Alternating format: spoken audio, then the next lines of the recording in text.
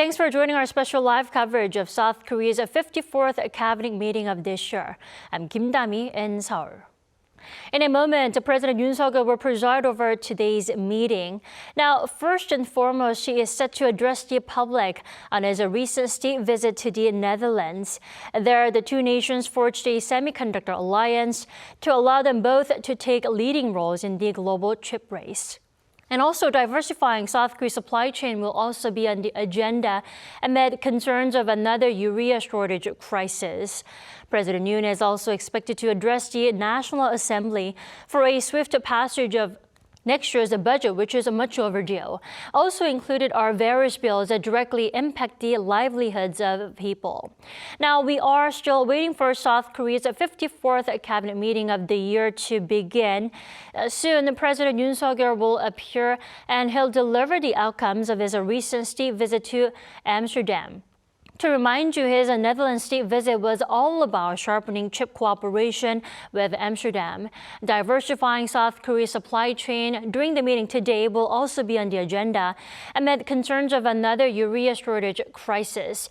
Now, South Korea has been pushing to secure more stockpiles of urea after China recently suspended its urea exports amid tight domestic supplies. And also, President Yoon is expected to address the National Assembly for a swift passage of next year's budget, which is already overdue. And included are various bills that directly impact the livelihoods of the people. To give you a brief summary of President Yoon Suk-yeol's state visit to the Netherlands, President Yoon and South Korean business leaders toured the Netherlands' leading chip firm ASML. There, the delegation and President Yoon were able to get a sneak peek of the company's heavily controlled clean room manufacturing facilities. And there, they inked multiple MOUs to secure tighter cooperation in the field of semiconductors. Now, we are doing a special live coverage of South Korea's 54th cabinet meeting of the year. Now, first and foremost, South Korean President Yoon Suk-yeol will address the public on his recent state visit to the Netherlands. Now, Seoul and Amsterdam forged a semiconductor alliance, now that will allow both of the countries to take leading roles in the global chip race. And also, during the 54th edition of cabinet meeting of the year, President Yoon will address the country's supply chain amid concerns of another urea shortage crisis. Now, it looks like the meeting is about to kick off. Let's come back afterwards.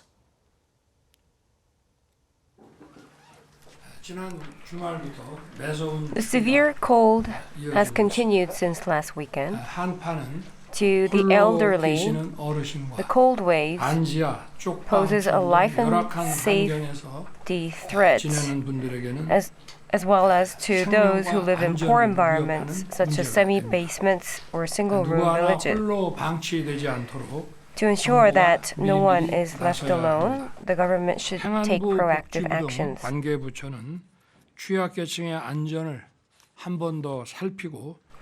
I urge the related ministries, such as the Ministry of the Interior and Welfare, to take a closer look at the safety of the vulnerable. Last week, I paid a state visit to the Netherlands, a key European ally. Following my trip to the UK and France last month, this time's visit to the Netherlands marks a new level of strategic coordination and high-tech cooperation with countries at the heart of Europe. The Netherlands, which signed a strategic partnership with us last year, is a value leader in the norm-based international order and is a key partner in our cooperation. As a result of Korea-Netherlands summit this time, a total of 32 documents were signed between the two governments, institutions, and companies in the areas of defense, economic security, supply chain, nuclear energy, carbon-free energy, and ICT. In particular, in the semiconductor sector, 6 MOUs were signed, establishing a Korea-Netherlands semiconductor alliance. An alliance goes beyond cooperation, and it involves close sharing of strategic goals, core technologies, and information. We are building an R&D infrastructure with the Netherlands, which has the world's best and unrivaled technology in the field of exposure equipment and key equipment in chip manufacturing, and nurtures specialized human resources to secure a first-mover advantage in semiconductor technology. Semiconductors are at the core of our most advanced scientific weapon systems and are a technology with direct security implications. This semiconductor alliance with the Netherlands will contribute significantly to expanding our national defense and defense capabilities. The newly established Semiconductor Dialogue, Economic and Security Dialogue, and the 2+2 Ministerial Council on Foreign Affairs and Industry between the two countries will serve as the driving force for building a semiconductor alliance between the two countries. Furthermore, the two countries agreed to expand the scope of cooperation in all areas, including nuclear power plants and hydrogen, carbon-free energy, cyber, brain science, and digital farming. My meeting with the Dutch parliamentary leadership also confirmed the Parliament's strong support for our strategic cooperation. I urge each ministries to implement the agreements and follow-up measures of the summit and to ensure that the achievements are palpable to the people and they can see and feel the benefits. North Korea, yesterday and the day before, launched short-range missiles and ICBMs. This is a grave challenge to the Korean Peninsula and global security. The North Korean regime must realize that such provocations will only invite them more pain. In November last year, in accordance with the Phnom Penh Agreement between the leaders of Korea, the U.S., and Japan, the real-time sharing system of North Korean missile warning information among these three countries has now begun full operation. And this time, the smooth operation of the information sharing system has been confirmed. With the Korea-U.S. Nuclear Consultative Group, NCG, held in Washington last week, the establishment of an integrated extended deterrence system between Korea and the U.S. is within our sight. A strong nuclear-based ROK-U.S. alliance is being established in Rio. The government will provide solid support so that the people can live comfortably without any worries about the North Korean nuclear threat. Recently, the voices of small business owners and consumers pointing out the problems of large monopolistic companies in the online platform are growing. Small business owners are complaining that they have nothing left after paying advertisement fees and commissions to the platform.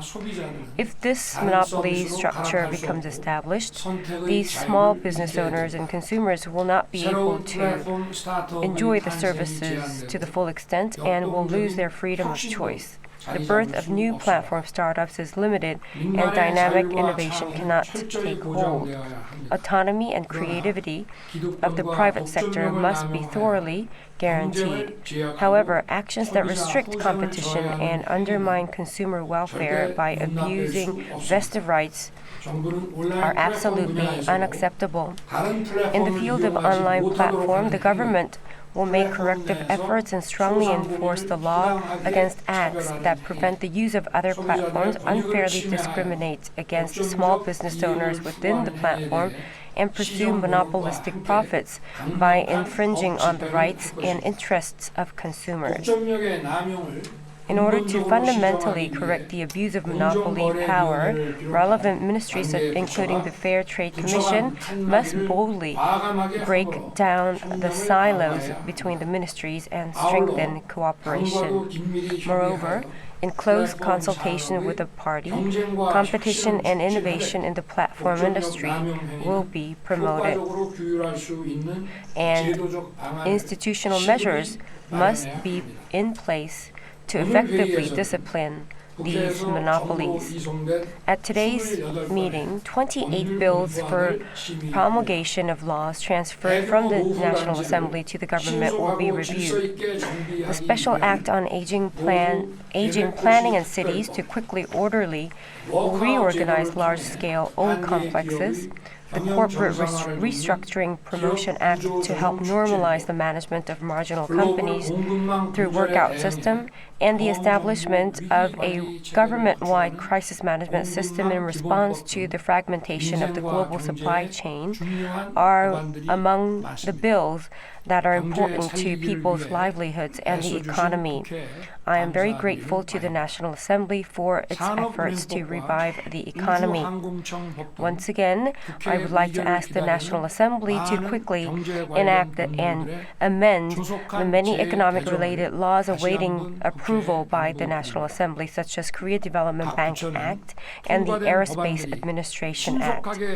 I ask each ministry to take thorough preparations so that the bills that are being passed can be implemented as swiftly as possible. In particular, I ask the related ministry to prepare the early warning system and supply chain risk management system in accordance with the Framework Act on Supply Chain to be put into operation. The weaponization of resources and the fragmentation of supply chains are the biggest challenges facing the global economy, especially the core industries such as urea. Supply chain risks for such items are directly related to people's livelihoods. The government prepares response plans such as extending tariff quotas, supporting maritime transportation costs, and utilizing stockpiles.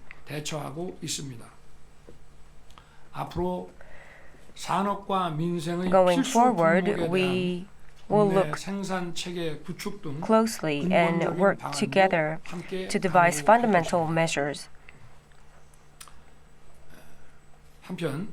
Meanwhile, the houses subject to sales price cap system, the Housing Act amendment is still at the National Assembly waiting for it to be passed. Unreasonable regulations introduced in the name of curbing speculation are distorting the market. Even if you are a non-homeowner, if it becomes to raise funds due to delays in returning the deposits at the time of moving in, people are in the situation where you're violating the law. Apartments subject to actual residence. Nearly one-third of 47,000 units are scheduled to move in next year, and the housing law amendment bill that has not been passed yet, I ask the National Assembly to expedite the discussion so that it could be passed. The burden of nursing is, some people call it the hell of nursing, and this is a serious social problem. During the campaign, I promised to solve the problem of this nursing care, and it was selected as a national task, and we are preparing it without any delays. Nursing care problems cannot be solved simply by providing just financial support. So we need to have a comprehensive system, not only just the general hospitals, but also the nursing hospitals. They should be able to use the nursing services. Developing human resources related to this industry and systematically manage the service providers will improve the quality of service. And also by incorporating cutting-edge technologies such as nursing robots, the services can be upgraded. Approaching nursing services from the perspective of fostering them as an industry and market, we can create a virtuous cycle between welfare and the economy. The Ministry of Health and Welfare is working with related ministries, and I hope that they work swiftly enough so that the burden of the people can be alleviated. Recently, it has been reported in the media that public officials who are injured while performing their duties are having to pay for their medical treatment out of their own pocket. In a public bathhouse explosion in Busan last September, a female police officer and firefighter suffered severe burns during rescue and their efforts, and they also had to pay for themselves.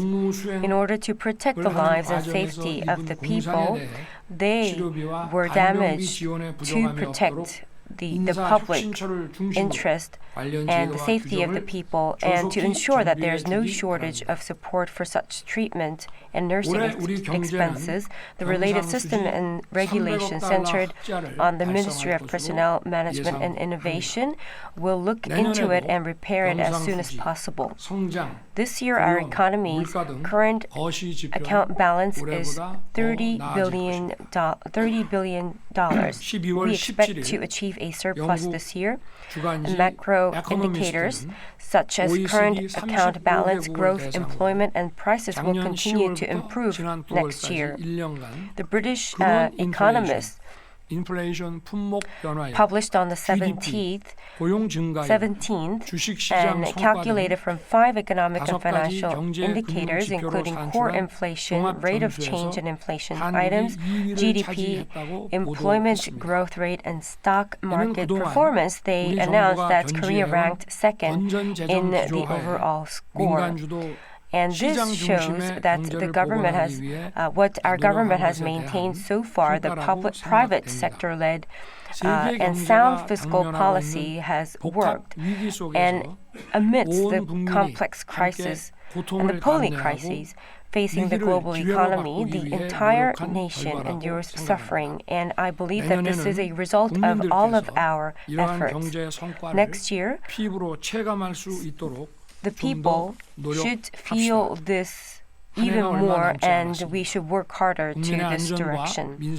This year has almost come to an end, and to take care of the safety and livelihood of the people, we will do our utmost so that we can have a good end of this year. Thank you.